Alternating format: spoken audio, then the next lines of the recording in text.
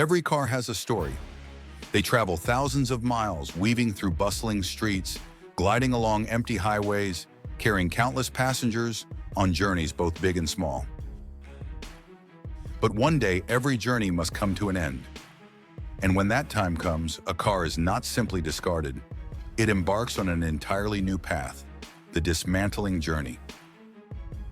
Today, we step into the world of massive machines and skilled hands, where each vehicle is meticulously taken apart, piece by piece, with precision and expertise. This is not destruction. It is a calculated process, an intricate display of mechanical artistry. Watch as each bolt is loosened, each metal panel is removed, and each component is separated. In a process that is as satisfying to witness as it is necessary. And though this car may have reached the end of its road, its story is far from over. Some cars still have a little life left in them, rolling into the dismantling zone on their own. Others, too old, too damaged, need assistance.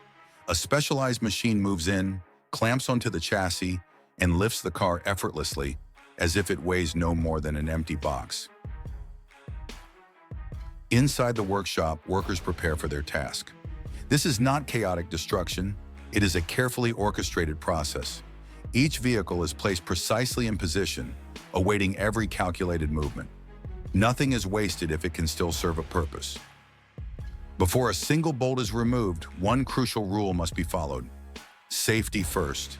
Any remaining fuel, gasoline, engine oil, coolant, must be carefully extracted. A siphoning hose is quickly attached to the tank, drawing out every last drop of liquid. If the car has already been lifted, the process becomes even simpler. Just unscrew the cap and let the fuel flow into a filtered container, ensuring not a single drop spills onto the workshop floor. These fluids are not wasted. Instead of being carelessly discarded into the environment, they are filtered and repurposed for other uses. A car, no matter how old, is never just a pile of scrap metal. It is a complex assembly of thousands of parts, and today each one will be carefully removed with precision and intent. The process of stripping away each layer officially begins. An old car is not just a lifeless chunk of metal waiting to be crushed. Every part has the potential for a new purpose, if dismantled correctly. The doors come off first. A power drill spins, loosening the bolts effortlessly. A gentle pull, and the door, firmly attached to the frame for decades, is lifted away, revealing the worn-out insulation beneath. If it's still in good condition, it will find new life on another vehicle.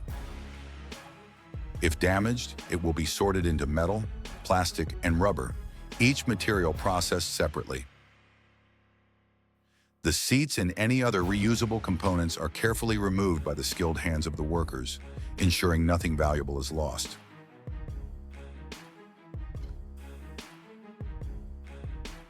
The headlights are not forgotten either. Tiny screws are carefully loosened to prevent the glass from breaking. If the lights are still bright and intact, they will continue their journey on another car. If not, the internal components will be salvaged. Every circuit, every layer of hardened plastic has its own value. Once the major components have been removed, it's time for the wheels. Tires and rims are never discarded wastefully. If the treads are still deep, the tires will continue their service. If worn down, they are sent to a specialized processing area. The metal rims are separated from the rubber, ready to be recycled or melted down for entirely new products. Meanwhile, the rubber tires are ground into tiny granules, preparing for a new recycling journey. The dismantling process continues, and with each removed part, the car grows lighter. But one critical component still remains: the heart of the vehicle, the engine block. An engine is more than just a mass of metal. It is the source of power, the mechanism that transforms fuel into motion. And now it is being lifted from its familiar place, ready to face its next fate. If still operational, it will be cleaned, inspected, repaired, and possibly fitted into another vehicle to continue its journey. If not, each cylinder, each gear, Each internal component will be removed, sorted, and processed accordingly. Now the car has been almost completely stripped. With the engine gone, only a bare metal frame remains, alongside worn-out seats that are beyond reuse. But this is still not the end. Ahead, the giant machines are waiting. The stripped-down frame is moved to the final dismantling zone, lying still, like prey awaiting its inevitable fate. The demolition machine, controlled by an experienced operator, moves into position. It resembles a mighty eagle, its razor-sharp beak striking with precision, its powerful talons locking the prey in place. A massive steel arm extends forward, its clamp-like jaws opening wide, seizing the last remaining parts of the vehicle. Every strike is deliberate, every tear is clean. A sharp snap, the windshield shatters and is stripped away. Electrical wiring deeply embedded within the chassis is ripped out, hanging momentarily before being cast aside, like discarded remains of a hunt. The seats, too old to be reused, are torn apart, their leather and padding peeled away, leaving only the exposed metal frame. The steel talons grip the car tightly, ensuring it remains motionless under the force of the machine's crushing grasp. There is no escape, no resistance. Everything that isn't metal is removed with ruthless efficiency. Now all that remains is a bare steel skeleton. The final step begins. A giant hydraulic press looms overhead, ready to deliver the last crushing blow. Under thousands of tons of pressure, the once expansive frame shrinks into a compact, neatly compressed block of metal, effortlessly, as if flattening a loaf of bread. From here, it is transported to the storage yard, awaiting its next journey, the metal recycling process that will forge its new purpose. With the combined power of human expertise and machinery, these old cars have undergone a complete dismantling process. A car never truly disappears. It is merely preparing for another journey.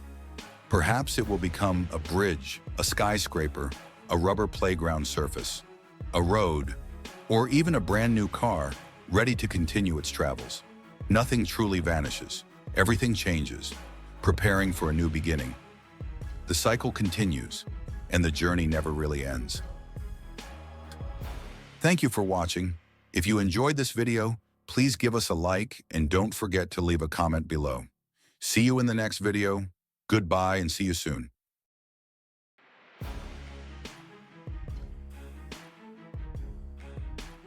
In rapidly developing cities, urban transformation is a common sight.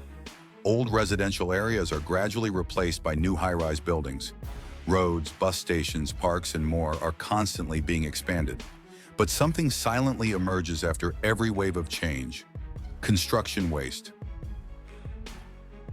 Millions of tons of broken concrete, shattered bricks, rotting wood, and rusted steel are piled up every day. In many places, they are simply buried or incinerated, causing significant environmental consequences. However, in many places, people have begun to see construction waste through a different lens. Not as something to discard, but as raw material for something remarkable. Building bricks, strong, aesthetic, and environmentally friendly, born from the very rubble of yesterday. At the entrance to the production area, trucks line up one after another to enter the receiving zone. Each vehicle carries tons of materials. Some were once building foundations. Others used to be perimeter walls, gypsum ceilings, or old staircases. Before unloading, each truck is weighed, briefly inspected, and its information recorded, from the weight and type of waste to the location where it was generated.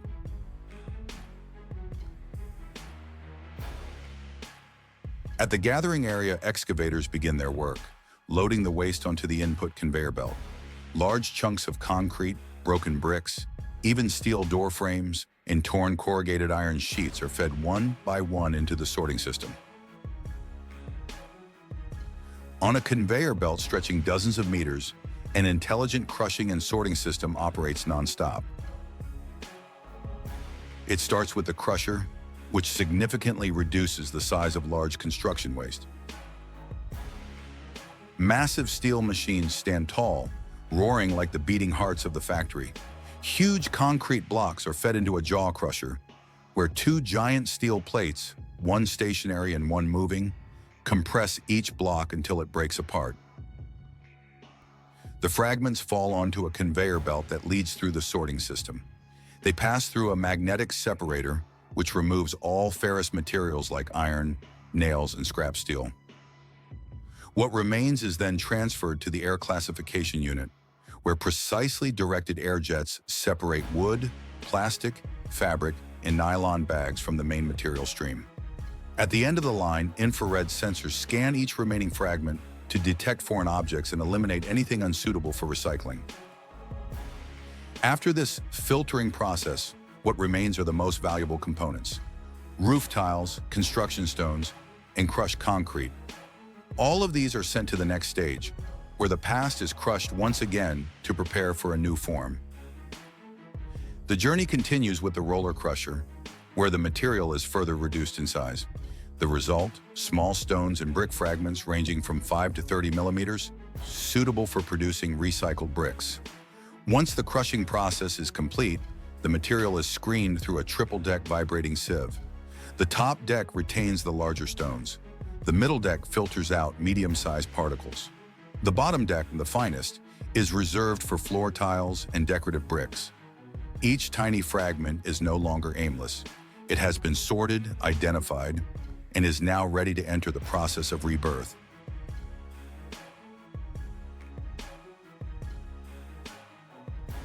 The crushed aggregates are transported to the mixing area, the technological heart of the factory. Here, every component is combined according to a standard formula, adjusted depending on the type of brick being produced.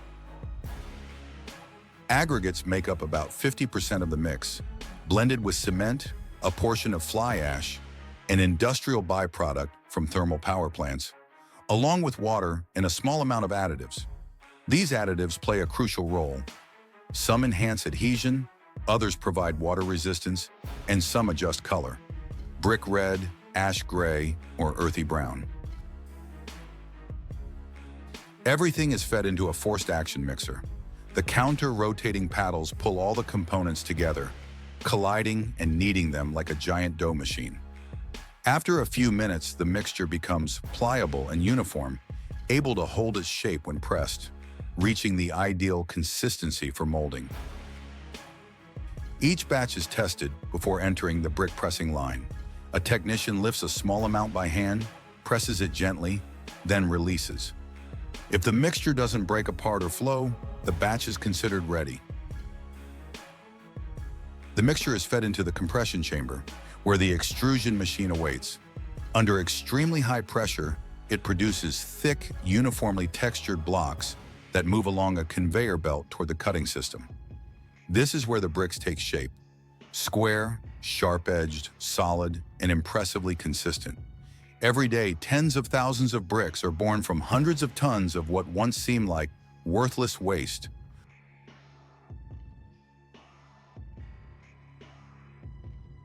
Freshly extruded bricks are still moist. Giant robotic arms transfer them onto a conveyor system, carrying them to the primary drying zone before they are fully baked and hardened. At this stage, the bricks have shape and mass, but they are not yet usable. Like newborns, they need time to mature. The bricks are placed into a sealed drying chamber where the temperature is maintained steadily between 60 and 90 degrees Celsius. Over the course of 12 to 24 hours, moisture is gradually extracted from every fiber of the material. Some modern factories use CO2 curing, a method that not only shortens the hardening time, but also absorbs a portion of CO2 emissions, contributing to a lower carbon production cycle. After drying, the bricks have a uniform color and produce a solid, resonant sound when tapped, a sign that they have achieved the necessary structural integrity. Before packaging, each batch of bricks is sampled and taken to the inspection room. Here, they are tested against multiple standards, from compressive strength water absorption, dimensional accuracy, to impact resistance. Any brick that fails to meet the standards will never leave the factory. It will be crushed and sent back to the beginning of the process. No exceptions, no compromises. The qualified bricks are finally stacked neatly. In large factories, they are wrapped in PE shrink film, labeled with QR codes for traceability, and then loaded onto trucks. From there, they will appear in new construction sites, a resettlement area, a freshly paved sidewalk, or a newly built school. No one would think that the brick they are stepping on was once part of an old building, once silent construction waste awaiting burial. But now it has been given a new mission, to help build something better. Recycling is no longer just a technical matter, it's a matter of choice.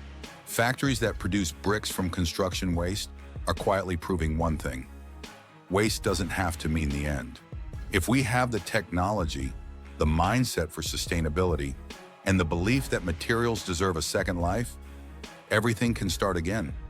And perhaps the most important thing isn't the bricks themselves. It's the new perspective on what we once considered disposable. Thank you for watching this video. Feel free to share your thoughts in the comments below, and don't forget to like if you found this video valuable and meaningful. See you in the next one.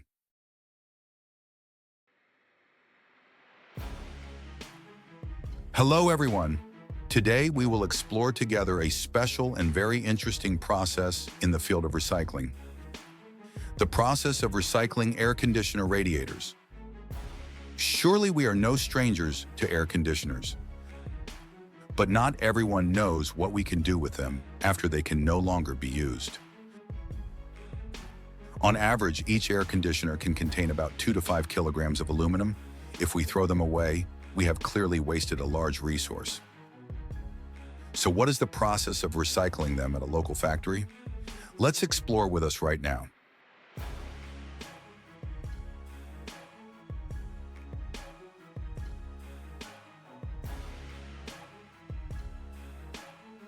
The main function of the radiator is to transfer heat.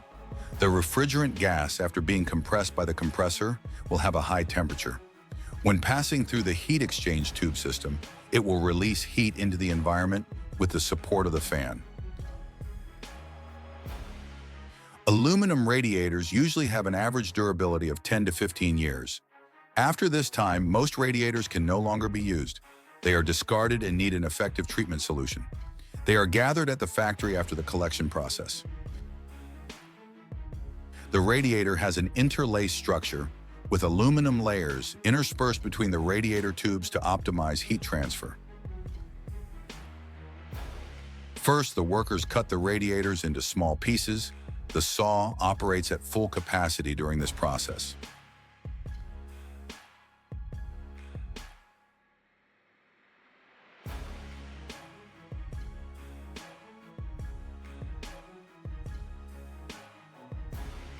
After being cut into small pieces, we can easily separate the tubes from the radiator.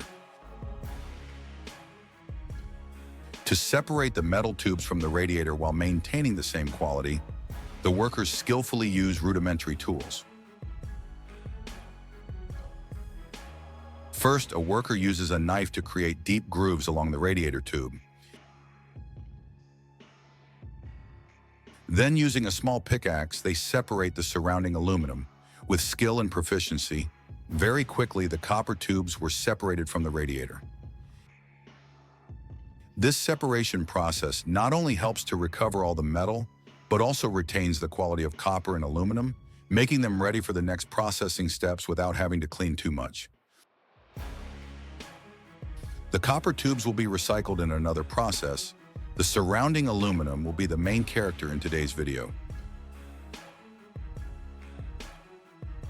The aluminum is fed into a furnace at a temperature of over 800 degrees Celsius. The aluminum quickly melts.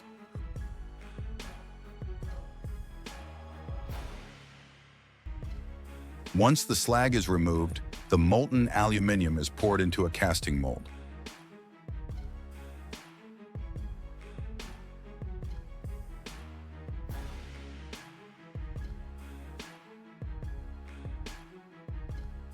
After cooling, we have pure aluminum ingots, ready for the next process.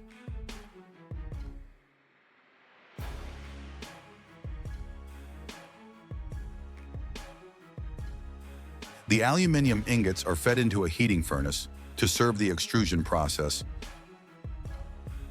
The temperature of the furnace is usually maintained at around 450 degrees Celsius to 500 degrees Celsius. This temperature loosens the bonds between the aluminum atoms, releasing all the stress in the ingot. The purpose of this is to facilitate the extrusion process. Hot aluminum will cause its molecules to move faster and farther apart, making them easier to deform, which is favorable for the extrusion and wire drawing process.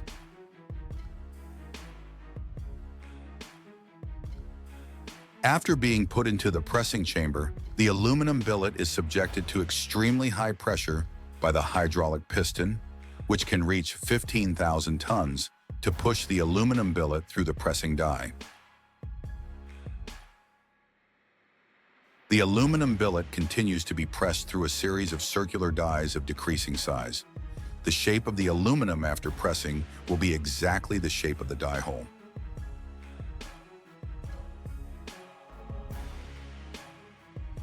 On the other end, workers use pliers to stretch the aluminum bar that has just been extruded out of the mold hole to release the stress. The aluminum is gradually cooled to keep its shape, then cut into equal pieces, ready for many applications such as the production of electrical wires, construction materials, etc. To create electrical wires, the aluminum continues to be stretched to reach the desired size, and the aluminum coils are quickly formed through the gluing process.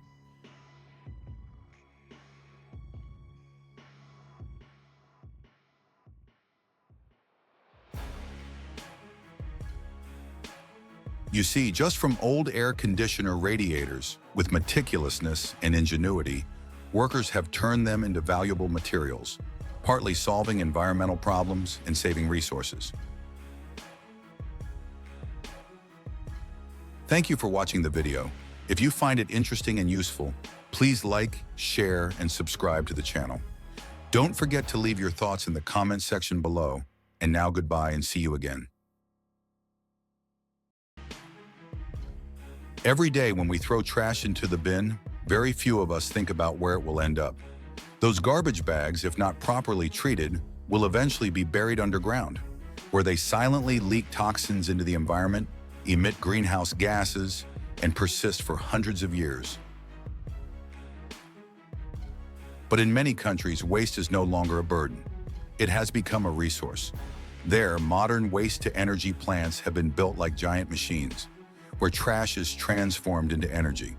In this video, we'll step inside one of these plants to see, step by step, how it operates and how something once considered worthless can become electricity powering an entire city.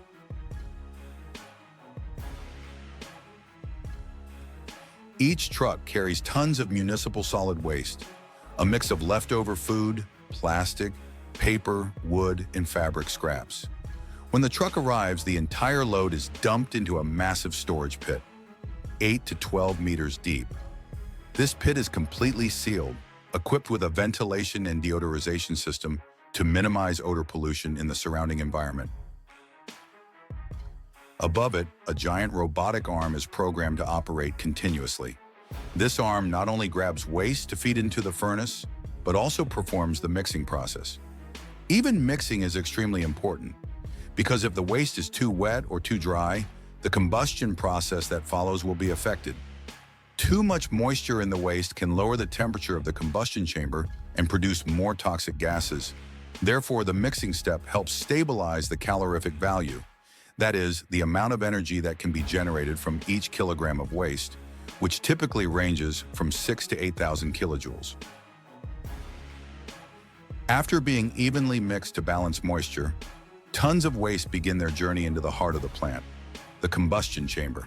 From a sealed feeding hopper, the waste quietly slides downward, with no odor or smoke escaping into the air.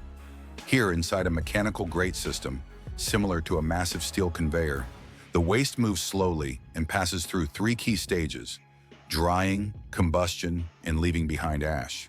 The temperature in the combustion chamber is strictly controlled, ranging from several hundred to over 1,000 degrees Celsius, high enough to completely burn organic waste and destroy toxic substances like dioxins and furans. To sustain that flame, the plant doesn't need coal or oil.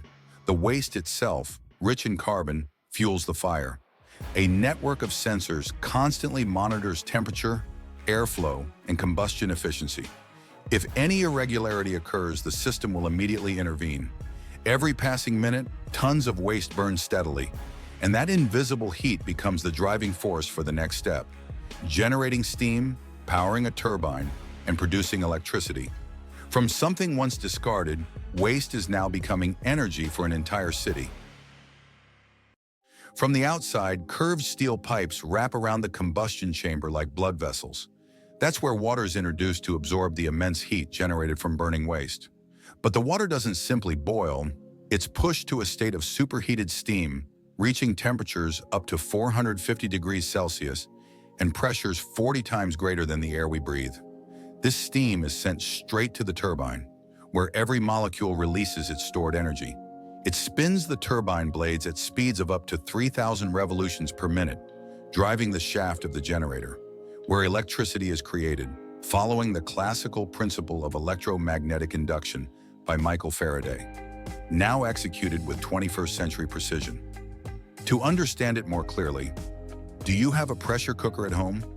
If you do, notice the steam release valve on the lid. When the pot is hot enough, steam escapes through that valve with intense force. Now imagine placing a small fan, essentially a turbine, right there. The force of the steam would make the turbine spin, and when it spins, it powers a generator, creating electricity. That's exactly how a waste-to-energy plant turns heat into power. But the journey of energy doesn't end there. After fulfilling its mission of turning the turbine, the steam is cooled down, condensed back into water, and returned to the boiler. It all operates in a closed-loop cycle, where every drop is reused and every bit of energy is maximized. The electricity generated from burning waste is far from negligible. With each ton of waste, the plant can produce about 500 to 600 kilowatt hours of electricity, enough to power a household for nearly a month. Perhaps the most extraordinary thing isn't the steel, the machinery, or the temperature. It's this simple truth: waste, once discarded, is now lighting up the very city that produced it. A quiet, sustainable, and hopeful transformation. Burning waste, of course, produces smoke, and in that smoke are countless substances humans should never inhale, from fine dust, sulfur, and chlorine, to dioxins and heavy metals. But in this plant, not a single stream of gas is allowed to escape without going through rigorous treatment. But not all waste burns completely. After incineration, about 20 to 30% of the original mass remains as bottom ash. This ash is cooled and sent through a separation system to extract metals like iron, aluminum, and steel for recycling. The remaining material, brick debris, sand, glass, can be crushed and reused for making eco-bricks or road base. As for fly ash, the fine portion, rich in heavy metals, it is solidified with cement and safely buried in specialized landfills. All of these processes, from combustion, gas treatment to ash management, are strictly monitored from a modern control center. Every parameter, temperature, pressure, emissions, efficiency, is tracked in real time. If anything deviates, the system responds automatically or activates emergency protocols. Some advanced plants even display live emission data on screens right at the entrance for everyone to see. Because modern technology isn't just about treating waste, it's also about building public trust. From a seemingly useless bag of trash, through a series of tightly controlled processes, advanced technologies, and complex physical-chemical principles, it has become the light in a home, the power behind an elevator, and the energy that sustains an entire neighborhood.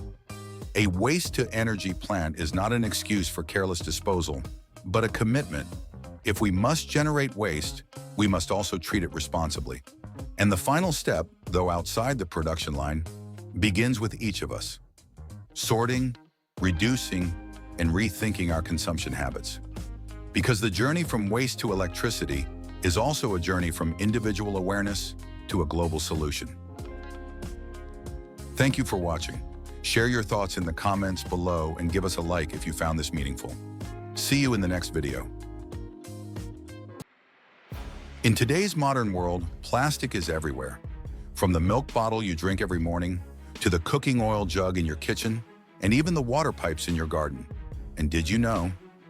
Most of these are made from HDPE, or high-density polyethylene, a type of plastic that is extremely durable, flexible, widely used, and also one of the easiest plastics to recycle. HDPE usually carries the familiar triangle symbol with the number 2 inside. If you look closely at the bottom of a milk bottle or a plastic bin, you will see this symbol, a sign that the plastic is highly recyclable. What makes HDPE special is that even after recycling, it retains its strength and flexibility, meaning it can be reused many times to create new products. However, only about 10% of all HDPE plastic is properly recycled. So what happens to the rest? And what journey do those discarded bottles take if they are recycled? Today, let's explore step by step what happens inside an HDPE recycling factory, where items that seem like trash are given a brand new life. Collection is the first and most important step in the recycling process. HDPE plastic is gathered from various sources: households, industrial zones, and commercial centers. Once collected, all of this plastic is transported by specialized trucks to the recycling plant. On average, a factory like this can process between 50 to 100 tons of HDPE plastic every day, enough to create millions of new products. When HDPE plastic arrives at the factory, it cannot be recycled right away. It needs to be carefully sorted to ensure the quality of the recycled products. First, these massive bundles of plastic are placed on sorting conveyor belts. Some types of plastic that can be easily identified by sight, such as soft plastics, flexible materials, or non-HDPE items, are manually removed by workers. Next comes the near-infrared (NIR) scanner, a machine that uses infrared light to accurately analyze the type of plastic based on each material's unique light reflection. When the NIR scanner detects HDPE, an air jet system blows it onto a separate sorting line. These NIR scanners can handle thousands of items per minute, with an accuracy rate of up to 95%. However, plastics that are dirty, covered in stubborn labels, or deformed can still confuse the system. That's why human workers and machines must work together to ensure precise sorting and maintain the quality of recycled materials. After sorting, HDPE bottles are shredded into small pieces to improve the efficiency of both the cleaning and melting processes. Here, the HDPE plastics are fed into industrial shredders, where sharp steel blades, spinning at high speed, cut the bottles into small flakes, measuring about 1 to 3 centimeters in size. Once shredded, these plastic flakes are transported by conveyor belts into large washing tanks. To enhance the cleaning process, a mild detergent may be added to the water to help remove stubborn dirt, glue, and other contaminants sticking to the plastic surface. Powerful agitators inside the tanks ensure that every surface of the plastic flakes comes into full contact with the water and cleaning solution, maximizing the cleaning effect. One major concern about recycling that many people care about is the high consumption of energy and resources. In fact, some recycling processes may consume more energy than producing new plastic. In plastic recycling, washing is one of the most resource-intensive steps, as it requires a significant amount of water. To clean just 1 ton of HDPE plastic, Approximately 1,500 to 2,000 liters of water are needed. However, to minimize waste and prevent pollution from recycled waste discharge, all of this water is filtered and reused in a closed-loop system, ensuring both environmental protection and resource savings. Finally, the cleaned plastic flakes are sent through a hot air drying system to remove any remaining moisture, ensuring the plastic is completely dry before moving on to the next stage of recycling. Next, these plastic flakes are melted down in an industrial extruder machine. At temperatures ranging from 160 to 180 degrees Celsius, the plastic turns into a smooth, uniform liquid ready for reprocessing. Once melted, the HDPE plastic is pushed through a mold to form long strands, which are then cooled with cold water and cut into uniform plastic pellets. Does this stage remind you of the PT recycling process? Yes, the melting and pelletizing stage may look quite similar across different types of plastic. But in fact, there's an important difference: the melting temperature. While PET requires a much higher temperature of about 250 to 260 degrees Celsius to melt, HDPE melts at just 160 to 180 degrees Celsius, which makes it less energy consuming. These plastic pellets become the raw material for factories, ready to be transformed into millions of new products, such as plastic bottles, water pipes, trash bins, and many other household items.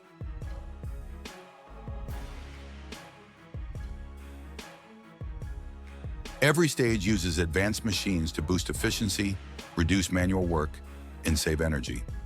Recycling significantly reduces plastic waste in landfills, cuts greenhouse gas emissions, protects ecosystems, and saves petroleum used for virgin plastic. Each recycled bottle is a small but meaningful step towards saving our green planet, and that is the journey of rebirth for HDPE plastic. From items that seem like trash, they are transformed into useful and durable products. Every small action you take to sort waste properly today helps create a greener, cleaner, and more sustainable future for tomorrow. Thank you for watching this video. Don't forget to leave a comment below, and see you in the next video.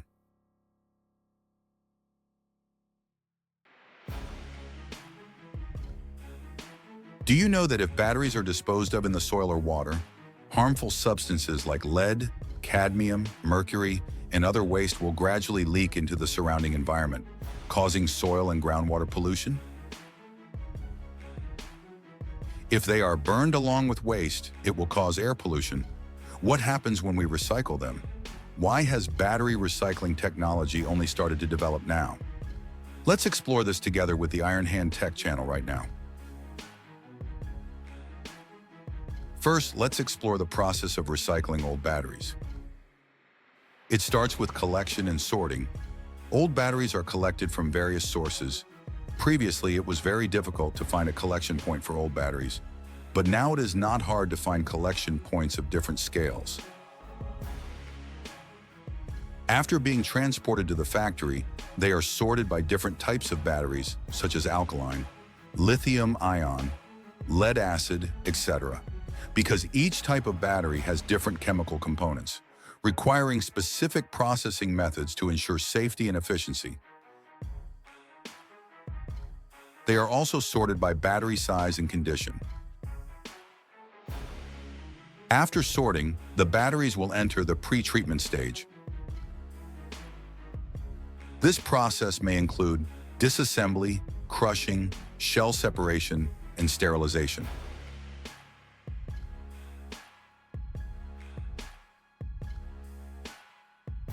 For larger batteries, we will disassemble parts, such as the casing and terminals, for easier handling.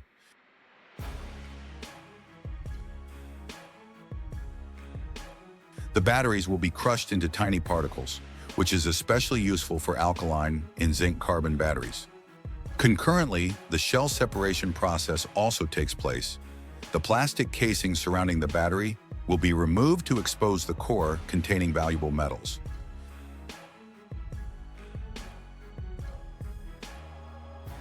Finally, to ensure the safety of workers, all equipment and tools will be thoroughly sterilized. This helps eliminate harmful substances and bacteria that could pose health risks. The most crucial stage in the battery recycling process is the extraction of metals. Factories will use chemical and physical methods to extract valuable metals such as lithium, cobalt, and nickel. The chemical composition of each type of battery will determine the appropriate extraction method. If high-purity precious metals are to be recovered, more complex methods need to be used. Alkaline and zinc-carbon batteries typically use hydrometallurgical methods. The batteries are crushed and then soaked in an acid or alkaline solution to dissolve the metals. Lithium-ion batteries use hydrometallurgical methods or physical methods, such as size classification and magnetic fields to separate different components. Lead-acid batteries primarily use metallurgical methods. Additionally, there is the electrolysis method, using electric current to separate metal ions from the solution, or the biological method, using microorganisms to absorb and accumulate metals. After the extraction phase is the refining phase. In this stage, the obtained metals will be refined to achieve high purity. The refining method used in this stage also depends on the chemical properties of each metal. Metals like lead or copper, which have relatively low melting points, are often refined using metallurgical methods to remove impurities and obtain pure metals. Nickel is refined through electrolysis, where metallic nickel is deposited on the cathode. Lithium is usually refined by recrystallization from a solution. Each extraction or refining method has different costs. The pure metals are used to produce new batteries, alloys, or other products. It is a process for recycling old batteries. So why has the technology for recycling old batteries not been prioritized in the past and has not really developed strongly even now?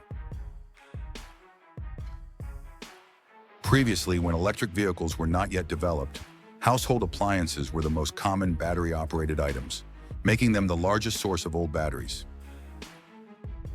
However, the amount of old batteries discarded was not large enough, so all the costs to recycle this volume of batteries were much higher than extracting new ones from nature.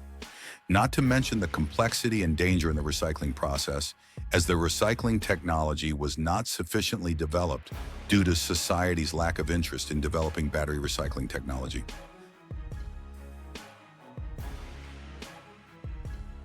However, the reality shows that with the current rate of electric vehicle production, by 2040, 5,750,000 tons of lithium-ion batteries will be discarded. The concentration of these metals, as well as lithium and manganese, exceeds the concentration in natural ores, making used batteries look like high-grade ore. If the metals, which currently account for more than half the cost of a new battery, are recovered from used batteries on a larger and more economical scale than from natural ores, the price of new batteries will decrease. Therefore, startups are commercializing new battery recycling technologies. At the end of 2018, Tesla's chief technology officer, Straubel, founded Redwood Materials, a next-generation mining company near Carson City, to answer his own question. Why not start a company that would extract metals from factory scrap and used electronics, then return lithium, cobalt, and graphite ready for them to use in producing new batteries? His company has saved tons of useful metals for new battery production and is more cost-effective than traditional mining due to its research and use of modern, efficient, and safe battery recycling technology. In addition to focusing on electric vehicle battery recycling, the recycling of old batteries from solar panels and other used batteries is also being emphasized, as each old battery contains a treasure trove of valuable metals such as lithium, cobalt, nickel.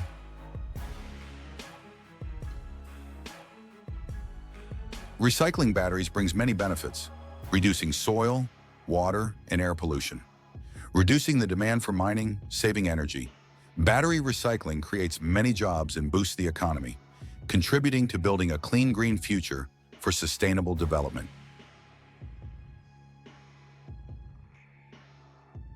Thank you for watching this video.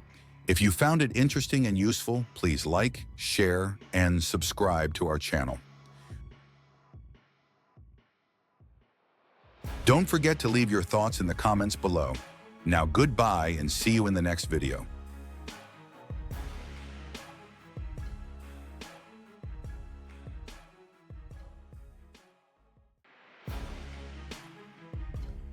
Hello everyone. Pineapple is one of the most popular fruits in the world after oranges and apples, with global pineapple production reaching 29.36 million tons in 2022. When harvesting, farmers only pick the fruit and discard the leaves. The good tensile strength of pineapple leaves makes them suitable for use in textile production, and thus the development of innovative fibers from pineapple leaves began. Today we will learn about a groundbreaking process in the field of sustainable fashion, turning pineapple leaves and agricultural waste into a bio-based fabric called Piñatex. Let me walk you through the process step by step in detail. First, we need to collect the pineapple leaves. These are the leftovers from the farms after the fruit is harvested. On average, each hectare of pineapple produces about 27 tons of leaves. But the special thing is that we only need 10% of these leaves to start the Piñatex production process. This helps reduce waste and brings higher economic value to the farmers. Pineapple fabric has been known since the 17th century, especially in the Philippines. However, the complicated process of producing the fabric, combined with the use of primitive tools, resulted in limited production, making it expensive and rarely used. From the 19th century onwards, pineapple fabric gradually fell out of favor as more affordable, industrially produced fabrics became popular, especially with the rise of fast fashion. However, even as its use has declined, the value of pineapple fabric has not changed. It continues to be treasured for garments that require a refined, formal, and elegant look while maintaining high standards of comfort.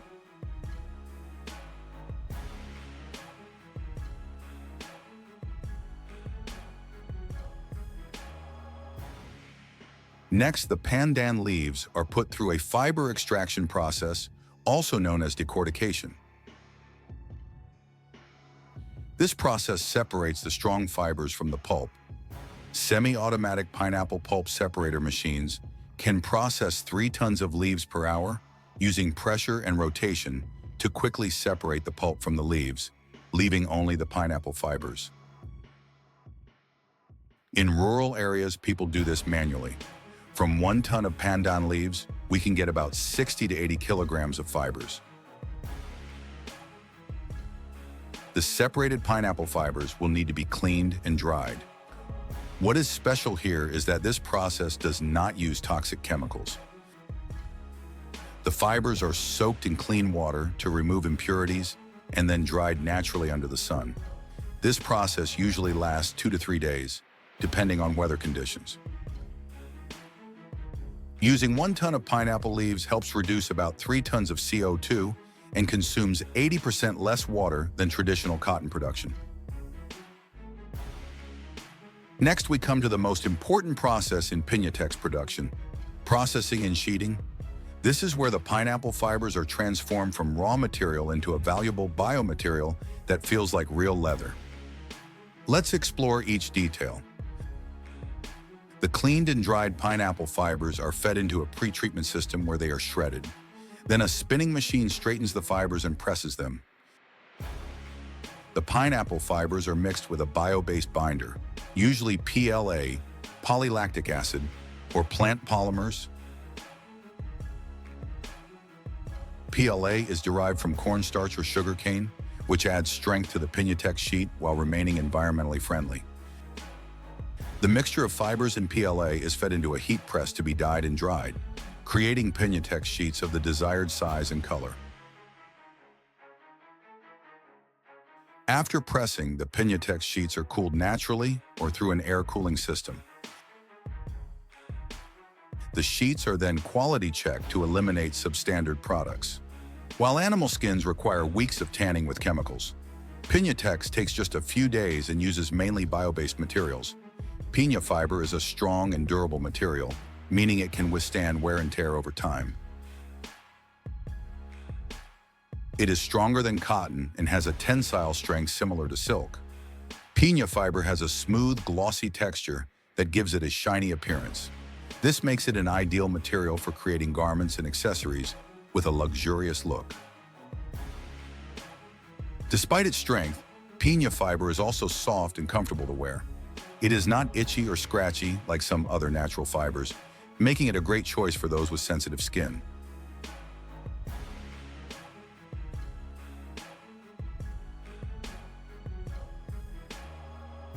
The process of recycling pineapple leaves into Pinatex fabric not only effectively utilizes resources but also contributes to solving the problem of agricultural waste and minimizing negative impacts on the environment.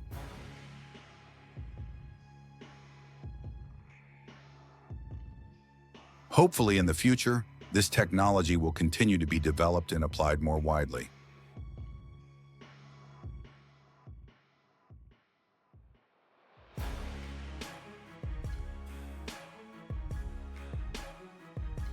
Thank you for watching this video. If you find it interesting and useful, please like and share so that it can reach more people. Don't forget to leave your thoughts in the comments section below. Now goodbye and see you again.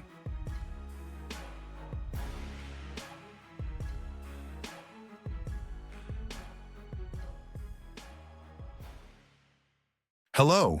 Each year, the world produces over 400 million tons of plastic, but only about 9% of it gets recycled. This not only severely impacts the environment when these plastic bottles end up in landfills, but also wastes an enormous resource. To utilize this resource, people have discovered various ways to recycle it. One popular method is using post-consumer PET plastic bottles to produce recycled polyester fabric.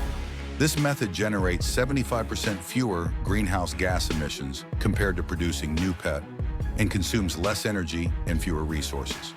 So how are millions of PET plastic bottles transformed into polyester fabric? Let's explore this process together now. The first step in the process is collection and sorting. Used plastic bottles are gathered at local recycling facilities. For this process, we need PET plastic, making sorting a crucial step. At the facility, everything is done manually. Labels are removed and bottles are sorted by color.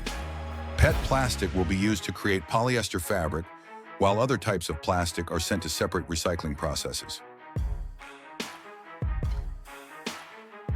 Now, these plastic bottles will be shredded into small pieces.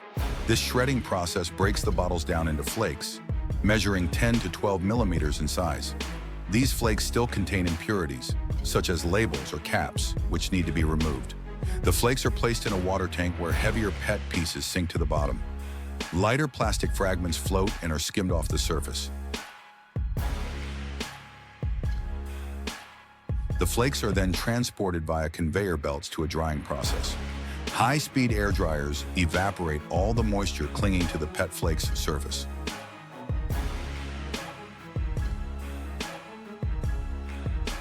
At the end of this stage, we have clean, dry PET flakes ready for a fresh start.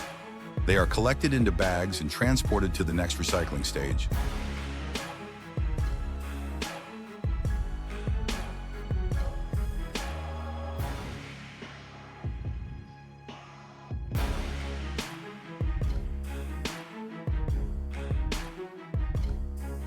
To create fabric, these PET flakes are heated in furnaces at temperatures reaching 260 degrees Celsius. However, before that, they are preheated to over 100 degrees Celsius. This ensures a more uniform temperature and reduces melting time. Once heated, the flakes are passed through a sieve to remove any remaining impurities, ensuring uniform particle size.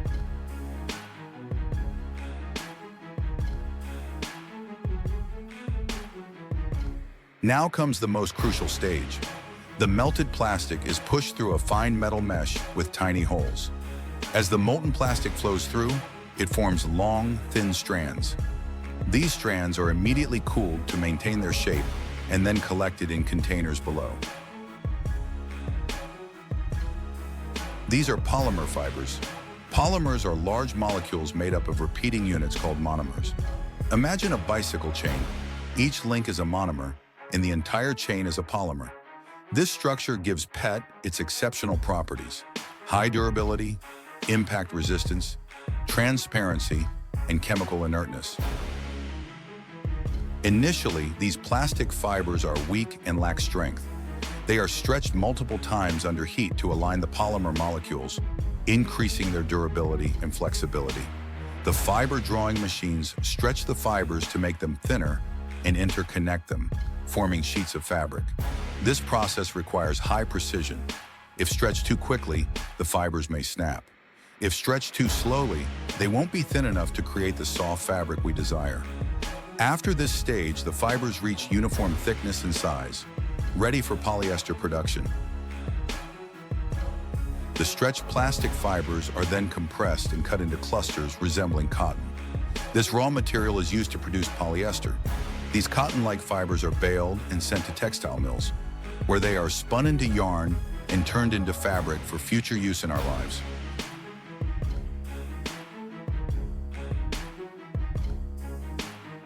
Each year, the recycling industry produces millions of meters of polyester fabric from plastic waste. This vividly demonstrates the power of recycling. Did you know it takes about 9 plastic bottles to make a t-shirt and around 11 bottles to produce a pair of shoes? To produce new polyester, you need to start with coal, petroleum, air, and water. These materials undergo a chemical reaction called polymerization at extremely high temperatures. This means creating new polyester consumes a lot of energy and natural resources, which isn't ideal. It also increases greenhouse gas emissions, harming the climate. Recycling plastic can address the raw material issue while being a sustainable solution for the future. Now, every time you sort plastic bottles into recycling bins, you contribute to a more sustainable supply chain, a world where plastic is no longer a problem, but a solution. From seemingly useless plastic bottles, we can transform them into fashionable, sustainable, and eco-friendly clothing. Each time you wear a recycled garment, you're helping solve the plastic waste problem. Let's make small changes together, like sorting waste, for a cleaner, brighter future. Thank you for watching this video. If you found it interesting and useful, please like, share, and subscribe to our channel. Don't forget to leave your thoughts in the comments below. Goodbye and see you next time.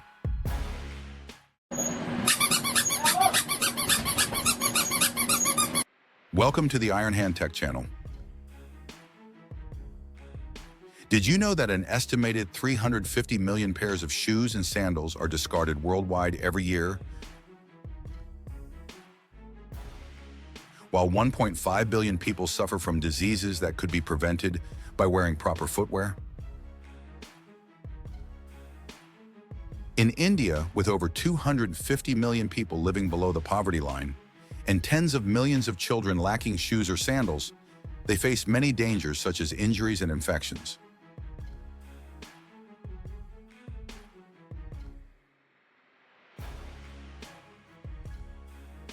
Producing a new pair of shoes or sandals generates 30 pounds of emissions, equivalent to running a 100-watt light bulb for a week. However, recycling old plastic sandals into new ones for children can both save natural resources and protect the environment, allowing us to do meaningful work. Let's explore with IronHand Tech today. Plastic sandals made from PET, PP, or HDPE are usually prioritized for recycling due to the ease of recycling these types of plastics compared to others. Old sandals are collected and transported to recycling plants. Depending on the quality requirements of the final product, these old sandals are cleaned to a certain extent before being sent to the next stage. After being cleaned to a certain level, they are fed into a grinder to be shredded into small pieces, making it easier for the melting and molding process to create soles for shoes or sandals. Additives are added to ensure the quality of the recycled product before it is placed into the melting furnace. Once melted, the material is pumped into molds to form various types of shoe or sandal soles.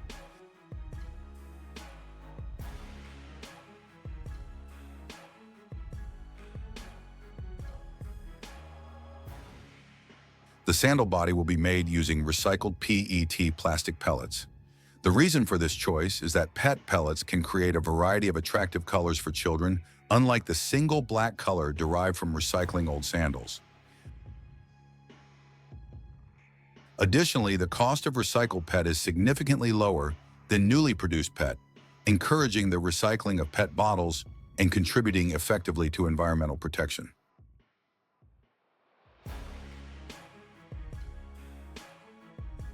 After the sandal body is formed, workers will use specialized tools to attach it to the sole, which is made from recycled plastic sandals.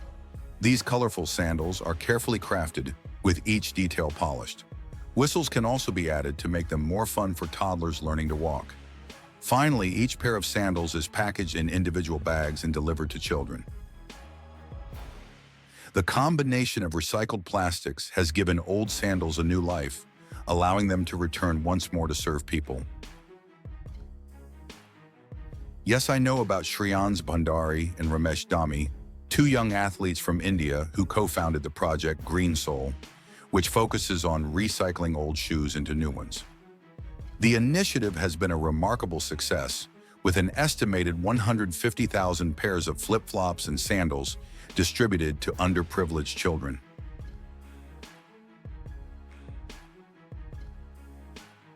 One child shared their story, explaining that they had to walk 4 kilometers daily to school under the scorching Indian sun. Thanks to the pair of shoes they received from the project, their feet were no longer burned, and they became more motivated to attend school every day.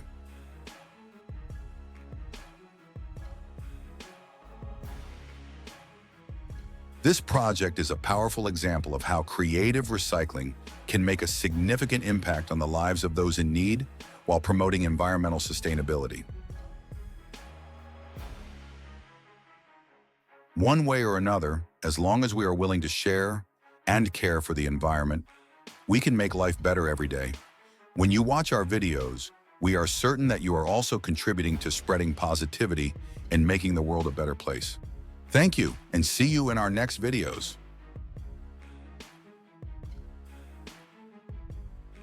Welcome back to the IronHand Tech channel. Today we're going to dive into the modern recycling process of plastic bags. First, let's explore the harmful impacts of plastic bags and why we need to promote recycling. Born in the early 1970s, plastic bags have brought us many conveniences. Thanks to their convenience, durability, water resistance, moisture resistance, and strong load-bearing capacity, plastic bags have been applied in many fields and industries. Today, plastic bags have become a global product, produced at a rate of 1 trillion bags per year. This means that each year, humans release about 1 trillion bags into the environment. Plastic bags are everywhere on Earth, even in the deepest parts of the ocean and the highest peaks of Mount Everest, posing a significant environmental challenge. It is estimated that it takes only 1 second to throw away a plastic bag, but it can take 500 to 1,000 years for it to decompose. Some types of plastic bags may never decompose if not exposed to direct sunlight. Plastic bags are extremely dangerous to human health. When burned, the smoke released into the environment contains toxic substances such as dioxin and furan, which are 2 types of poisonous gases that can cause poisoning, impaired immunity, birth defects in children, and even cancer. Even when plastic bags are used to store food, the risks they pose to health are enormous. When discarded into the environment, they alter the physical properties of the soil, clog drains, cause stagnation, and breed bacteria that cause diseases in humans and cause mass deaths of marine animals that ingest plastic bags. All of these reasons are more than enough for us to care about the issue of plastic bag recycling. Don't you agree? So let's explore the process of turning used plastic bags into new ones. As someone who is interested in recycling, surely you know that the first thing to do in this process is to collect plastic bags, right? That's right, plastic bags of recyclable type are collected from many different sources and concentrated in the recycling plant. And of course, this is an indispensable source of raw materials for this process. After plastic bags are classified by plastic type, they will be classified by color or not, depending on the final product. There are recycling processes that need to sort bags by color to ensure the quality of the final product. Usually, transparent plastic bags are usually preferred for recycling. Printed plastic bags are often removed from recycling because the printed inks on the surface of the bags directly affect the recycling process and the quality of the recycled plastic beads. Next, they will be thoroughly cleaned, removing all dirt and impurities from the surface. After the impurities on the surface have been removed, the plastic bag will be put into a specialized crusher to grind into small pieces. This step will make the subsequent cleaning process easier and ensure that the plastic bag actually removes all impurities before being melted.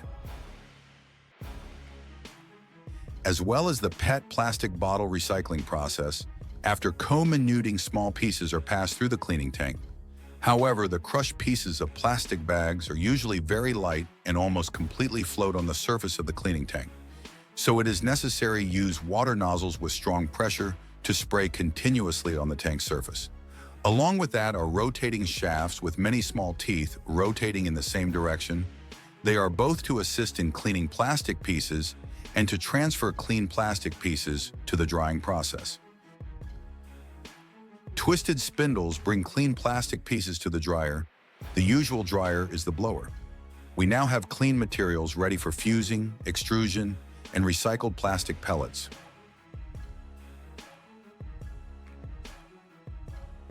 Raw materials are put into the furnace along with additives to create chemical reactions in the furnace. Do you know what? Yes, as mentioned at the beginning of the video, plastic bags when burned or melted will create extremely toxic substances such as dioxin and furan, along with many other toxic gases, which will directly affect human health. With the old recycling process, workers who directly work in recycling or people living near the recycling area will have direct health effects.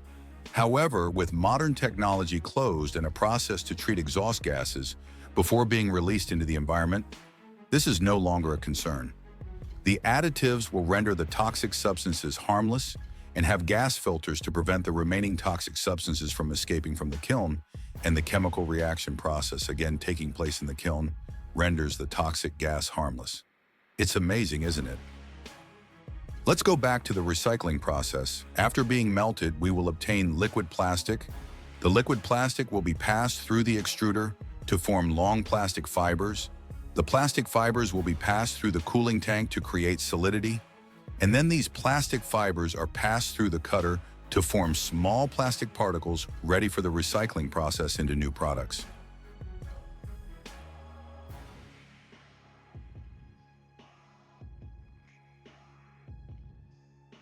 In today's process, let's see how new plastic bags created from these recycled plastic particles work.